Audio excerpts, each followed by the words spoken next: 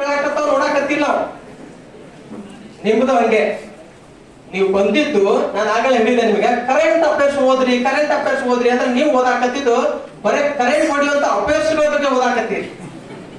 ಯಾವ್ಯಾವ ಅಫೇರ್ಸ್ ಅದಾವ ಅಂತ ಅವೆಲ್ಲ ಬೇಡ. ಸ್ಪರ್ಧಾತ್ಮಕ ಪರೀಕ್ಷೆ ಬಂದಿರಿ, ಮನೆಯೊಳಗೆ ಬಡತನ ಇದೆ, ಕಷ್ಟ ಇದೆ, ಎಲ್ಲಾ ಬಿಟ್ಟು ಇಲ್ಲಿ ಬಂದಿರಿ ಅಂದ್ರ ನಾನು ಆಗಲೇ ನಿಮ್ಮ ತಾಯಿಯವ್ರ ಒಂದು ಇನ್ಸಿಡೆಂಟ್ ಹೇಳಿದ್ದಾರೆ. ಐಸಿಯುದಾಗ ಮಲಗಿದಾಗ ನಿಮ್ಮ ಮನಸ್ಥಿತಿ ಹೇಗಿತ್ತು, ನೀವು ನಿಮ್ಮ ಪರೀಕ್ಷೆ ಐಸಿಯುದಾಗ ಮಲಗಿದೆ, ನಿಮ್ಮ ಮನಸ್ಥಿತಿ ಹಂಗಿರ್ಬೇಕು. ಅದಕ್ಕೆ ಹೇಳ್ತಾರೆ ಪರಿಸ್ಥಿತಿ, ಮನಸ್ಥಿತಿ ಮತ್ತು ಮಣಿಸ್ಥಿತಿ ಬಹಳ ಇಂಪಾರ್ಟೆಂಟ್. ಮಣಿಸ್ಥಿತಿ ಮತ್ತು ಮನಸ್ಥಿತಿ ಅಂತ ಕರೀತಾರೆ. ಮೂರು ಸ್ಥಿತಿಗಳು. ಒಂದು, ನಮ್ಮ ಮನೆ ಸ್ಥಿತಿ ಚೆನ್ನಾಗಿರ್ಬೇಕು, ಇರ್ಲಿಲ್ಲ ಪರವಾಗಿಲ್ಲ. ನೆಕ್ಸ್ಟ್, ನಮ್ಮ ಮಣಿಸ್ಥಿತಿ, ಹಣದ ಸ್ಥಿತಿ, ಮಣಿಸ್ಥಿತಿ ಚೆನ್ನಾಗಿರ್ಬೇಕು, ಅದು ಇರ್ಲಿಲ್ಲ ಪರವಾಗಿಲ್ಲ. ಕೊನೆಯದಾಗ ಗೆಲ್ಲಬೇಕಾದ್ರೆ ನಮ್ಮ ಮನಸ್ಥಿತಿ ಚೆನ್ನಾಗಿರ್ಬೇಕು, ನಮ್ಮ ಮನಸ್ಸಿನ ಸ್ಥಿತಿ ಚೆನ್ನಾಗಿರ್ಬೇಕು, ಸಕ್ಸಸ್ ಕಾಣ್ತೀವಿ. ನಾನೊಂದು ಲವ್ ಸ್ಟೋರಿ ಹೇಳ್ಬಿಡ್ತೀನಿ. ಅದು ಒನ್ ವೇ ಲವ್ ಆಗಿತ್ತು. ಆ ಹೆಣ್ಮಗಳು ನನ್ನ ಬಹಳ ಪ್ರೀತಿ ಮಾಡ್ತಿದ್ದು, ಒಂದ್ ದಿನ ಹೇಳಿದ್ದಿಲ್ಲ. ಸುಮಾರು ವರ್ಷಗಳ ನಂತರ ನನಗೆ ಗೊತ್ತಿರ್ಲಿಲ್ಲ ನನಗೆ ಅವ್ರ ಮೇಲೆ ಲವ್ ಇದೆ ಅಂತ. ನನಗೆ ಗೊತ್ತಿಲ್ಲ, ನನಗೆ ಲವ್ ಆಯ್ತು. ಇಷ್ಟು ಕೇರ್ ಮಾಡ್ತಿದ್ಲ ಆ ಹೆಣ್ಮಗಳು. ಆ ಹೆಣ್ಮಗಳ ಹೆಸರು ಆಮೇಲೆ ಹೇಳ್ತೀನಿ ಅಂತ. ಇಷ್ಟು ಕೇರ್ ಮಾಡ್ತಿದ್ದಲ್ಲ, ನಾನ್ ಅಕಸ್ಮಾತ್ ಕಾಣಿಸ್ಲಿಲ್ಲ ಅಂದ್ರೆ ಬಿಲಿ ಒದ್ದಾಡ್ತೀನಿ. ನನ್ನ ಮುಖ ನೋಡಿದ್ರೆ ಸಮಾಧಾನ ಆಗ್ತೀನಿ.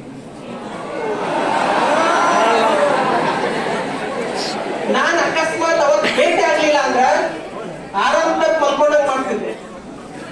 ನಾನ್ ಅಕಸ್ಮಾತ್ ಮುಖ ಸಪ್ರ ಮಾಡಿ ಇಷ್ಟು ಕೇರ್ ಮಾಡ್ತಿದ್ಲ, ಊಟ ಮಾಡಿ ಇಲ್ಲ, ಆರಾಮದಿ ಇಲ್ಲ, ಫೋನ್ ಇದ್ದಿದ್ದಿಲ್ಲ ಅವತ್ತು. ಅವಾಗ ಫೋನ್ ಇಲ್ಲ ಅಂತ ಕಾಲದಾಗಿದೆ, ಊಟ ಮಾಡಿಲ್ಲ, ಅವಾಗ ಇಷ್ಟು ಕೇರ್ ಮಾಡ್ತಿದ್ಲ. ನನಗೆ ಒಂದಿನಾನು ಗೊತ್ತಾಗಿದ್ದಿಲ್ಲ ಇದು ಪ್ರೇಮ, ಇದು ಲವ್ ಅಂತ. ಒಂದಿನಾನು ಗೊತ್ತಾಗಿದ್ದಿಲ್ಲ.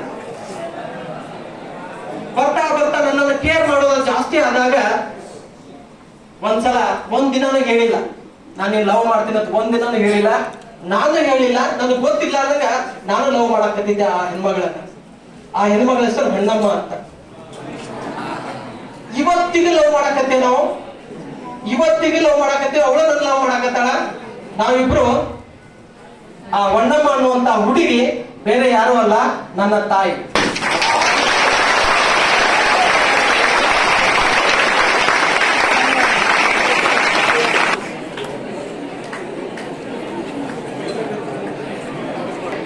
ನಮ್ಮವ್ವ. ನಾ ಏನಾದ್ರೂ ತಪ್ಪು ಮಾತಾಡೀನಿ, ಮತ್ತೆ ನೀವು ತಪ್ಪು ತಿಳ್ಕೊಂಡಿರಿ.